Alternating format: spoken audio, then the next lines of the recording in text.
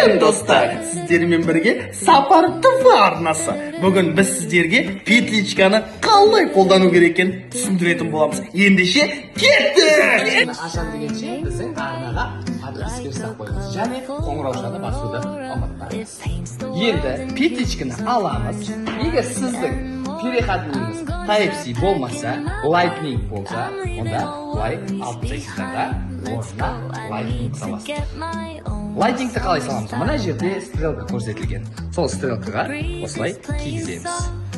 Сол уақытта міне экран блокировка деп тұр. Экранды басып жібереміз. Мына жерде петличканы аламыз. Петличканың қапталы осындай жасыл түс жанып тұруы міндетті. Егер мына жақтан қызыл түс жанып кетсе, онда ол дұрыс емес деген сөз. Мынаны басып тастаймыз. Ол кезде қызыл жанып тұрса, міне бір ашайын газетеміз.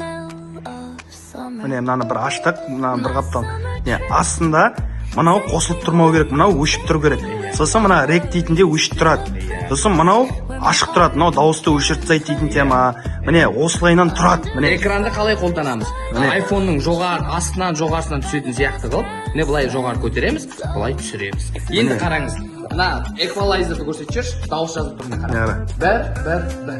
Міне мына жерінде көрінеді. Енді тығыңыз.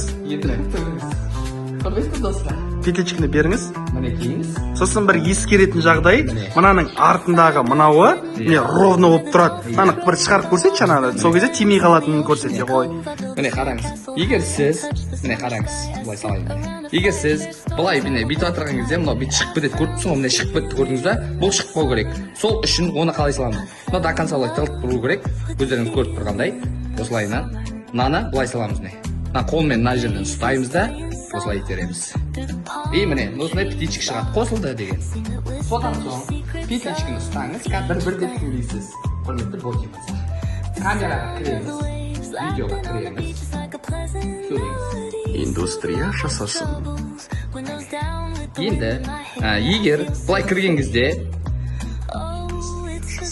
көрдіңіз ғой, дауысы толықтай шығып тұр. Құрметті гидпен айналысатын балалар болса, осы лайфхакты қыздырсаңыз болады.